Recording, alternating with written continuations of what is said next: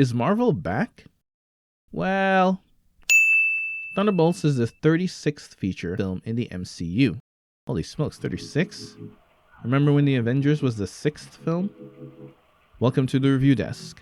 I'm Desmond Kerk, and today I'll review Thunderbolts. And yes, I'll be explaining the asterisk.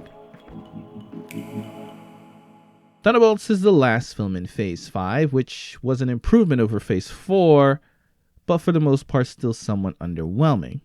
So let's take a look at how it did. The story. This film is good. It harkens back to the earlier days of Phases 2 and 3 when the MCU was really getting creative, especially with Captain America the Winter Soldier.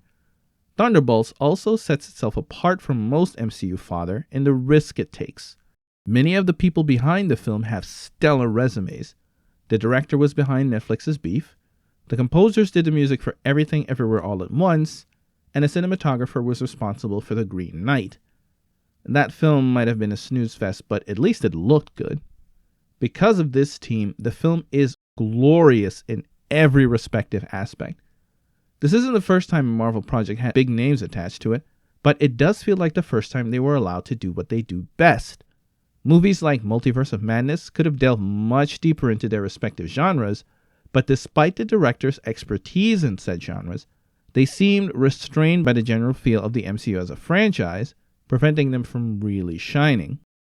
That's not the case with Thunderbolts. We've got extended fight scenes that don't cut away every 2 seconds, we've got emotional depth and complex issues, and a nice balance of story, action, and humor. Absolute cinema. Speaking of humor, the MCU is famous for the inclusion of jokes, but sometimes it can go overboard. I'm looking at you, Love and Thunder. In Thunderbolts, the humor is there, but it takes a backseat to the story, and that's how it's supposed to be. It's usually Red Guardian providing the comic relief, but he doesn't just bust out jokes like he's trying to meet some quota. It's always relevant to the story and actually helps emphasize what he's feeling in the moment. And let's be honest, if there's an actor who can handle a seemingly impossible task, it's David Harbour. This balance is made even more apparent in the post-credits scene, which was directed by the Russos, and the characters behave differently than what we've seen all film to make room for a lot more jokes. I really hope this doesn't mean going forward the studio will abandon Thunderbolt's approach and fall back into funny business. This film needs to be the new Phases Winter Soldier, setting it off in a new direction. Sentry. Red Guardian is great, but my favorite character in the film was by far Bob. Let me be clear. I hate Sentry. I've hated him since he debuted in the comics. I was expecting to hate his MCU counterpart, but that didn't happen. And it's all because of a well-written story and the performance of Lewis Pullman. I don't know what it is about him, but he's very likable. Maybe because he relied on earning his way through Hollywood by starting with smaller, low-budget projects rather than riding on his dad's fame. He plays an on-edge Bob so convincingly, invoking empathy from the audience. Steven Yeun was the first choice for the character, but he had to decline because of scheduling conflicts. And while I'm convinced he would have done a great job, I'm glad that we got to see Pullman shine. Mental health is a key element in the film, making the characters assembled the perfect choice. Most of them have been through terrible ordeals, but often fail to deal with them in meaningful ways, opting instead to push it all deep down. In this story, the ragtag team of characters who are known for punching and shooting have no choice but to adopt a more emotionally confrontational approach, thereby tackling their demons and learning to trust enough to let others help them. And they prove that when you know who you are, you're capable of a lot, even taking down a god. Another risk the movie takes is with Bob's story. He's a former meth addict who's lost his way and tries to find something worth living for. Most franchises avoid having a protagonist with a drug problem because people are quick to judge them as being bad people. Bob searches for purpose, for companionship, and when he's given the power of a god, he learns an important lesson. Power won't garner you true friends, just people who are more interested in what you can do than who you are, which is why he isn't able to defeat his dark side until he finds some true friends. The lesson for us as an audience is People who are going through depression don't need our judgment. They don't need power. They don't need us to give them the world. Sometimes all they need is a genuine, "Are you okay?" acting. Florence Pugh shines as Yelena. She was the best part of Black Widow, the best part of Hawkeye, and the way she handles the more emotional scenes here is moving. She's a spy, she's a hard ass, but she's also honest enough to admit how she feels, as opposed to characters like John Walker, who's in denial about his family leaving him.